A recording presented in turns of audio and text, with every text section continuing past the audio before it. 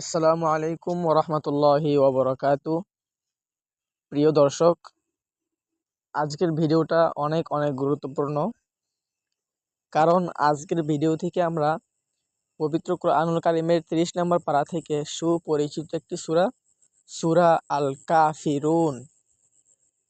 এই সূরাটি পড়তে অনেক মজা লাগে, অনেক ছোট, এবং আমরা এটা নামাজে পড়তে পারবো। এটা অনেক ছোট, আমাদের পড়তে নামাজে সুবিধা হবে।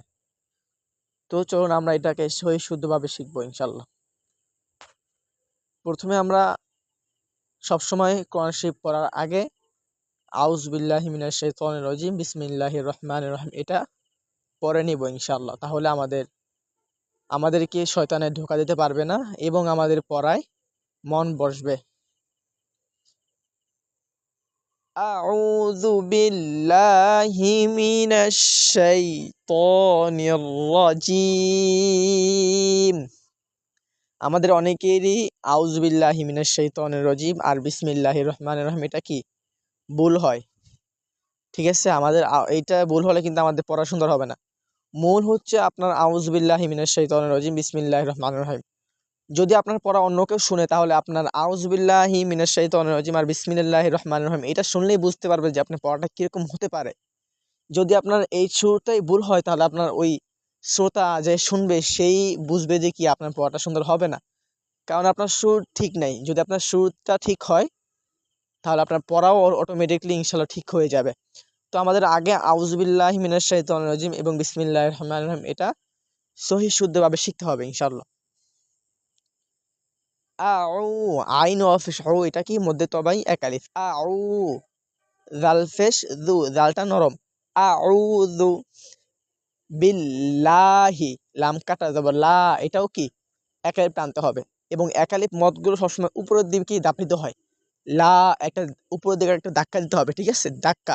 লা আউযু বিল্লাহি মিনাশ শাই, এটা শক্ত হবে, শিনিয়া দেবর শাই, কারণ ইয়াটা কি হরফ, শক্ত হরফ।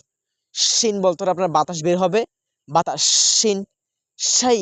হ্যাঁ, ত, ত আকার, ত এটাও কি মধ্যে তবাই একালিফ। ত নির জিম, জিমে যে জি এটা কিন্তু মধ্যে আর জি 3 আলিফ, এখানে 3 আলিফ টান হবে, ঠিক আছে, রজিম। হ্যাঁ, এরপরে বিসমিল্লাহির রহ, কি এটা রহ, হাটা কি হবে, হাটা চাপ দিতে হবে গলায়। রহ, বিসমিল্লাহ, লাম কাটা দেবো লা, এটার মধ্যে তবাই। হ্যাঁ, কাটা দেবো লা, উপরের দিকে ধাক্কা দিতে হবে। লা, বিসমিল্লাহির রহমানির রহিম। র, হি, হায়াজের হি, আমরা অনেক সময় হাকে হা বলে ফেলি। একটা হা, একটা হা, একটা হায় শক্তি, একটা হাই হাওয়াজ, ঠিক আছে। এটা রহিম, হাটা চাপ দিতে হবে, এবং হায়াজের হি এটা কিন্তু মধ্যে আরজি, কারণ মধ্যে হরফের বামে হরফের ওয়াকফ হয়েছে, এখানে ইয়াটা আমাদের মধ্যে হরফ, বামে মিমে ওয়াকফ হয়েছে, তাই মধ্যে আরজি। রহিম।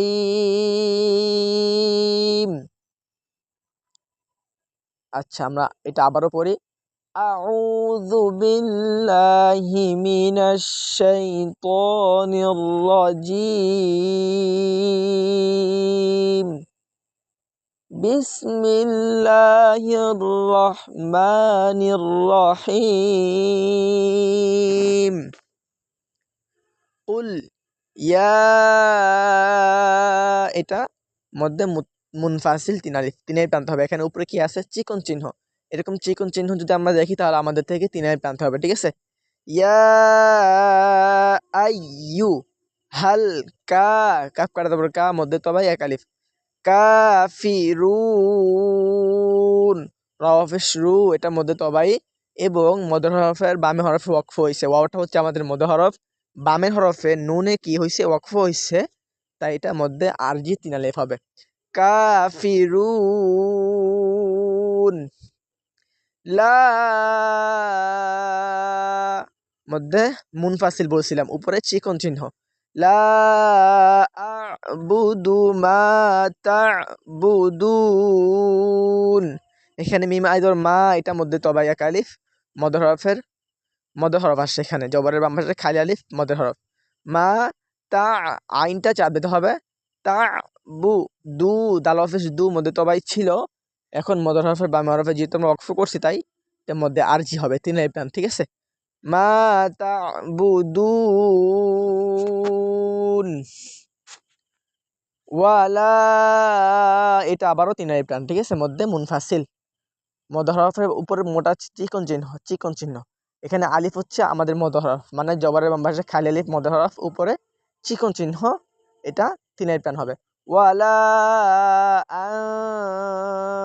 তুম, আ এক আলিফ মদ মুদ্দবাই, আ বি দু, দাল অফের দু মুদ্দবাই এক আলিফ, আ বি দু না, মা বুদে ওয়ালা,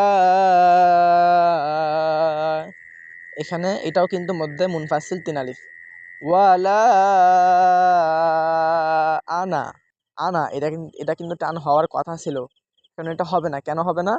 কারণ এরকম যদি আলিফের পরে নুন আলিফ জবর না আসে, আলিফ জবর আ নুন আলিফ জবর না, আনা আসলে ওই আনাটা টান হয় না, ঠিক আছে।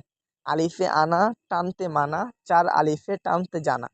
আনা বা, আনা বু, আনা মিলা, আনা সিয়া, এরকম কিছু নিয়ম আছে, এত কিছু আপনার মনে রাখতে পারবেন না, ঠিক আছে। সাধারণত মনে রাখেন যে আলিফের পরে নুন আলিফ জবর না, আলিফ জবর আর পর যদি নুন নুন আলিফ জবর না আসে তাহলে ওই আনা কি হয় না, টান হয় না, ঠিক আছে।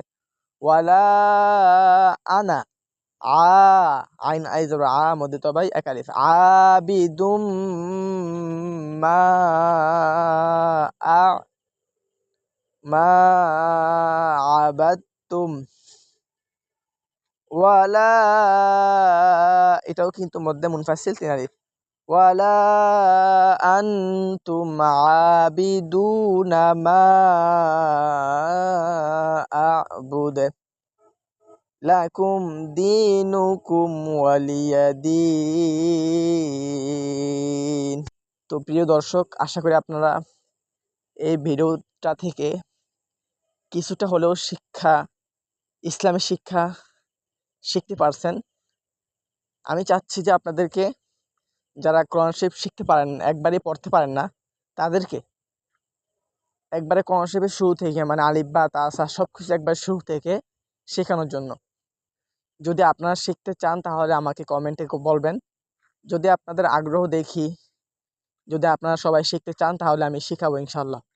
যদি আপনাদের এরকম আগ্রহ থাকে তাহলে অবশ্যই আমাকে কমেন্টে জানাবেন, তাহলে আমি আপনাদেরকে একবার শুরু থেকে শিখাবো ইনশাল্লাহ। আসসালামু আলাইকুম ওয়া রাহমাতুল্লাহি ওয়া বারাকাতুহু।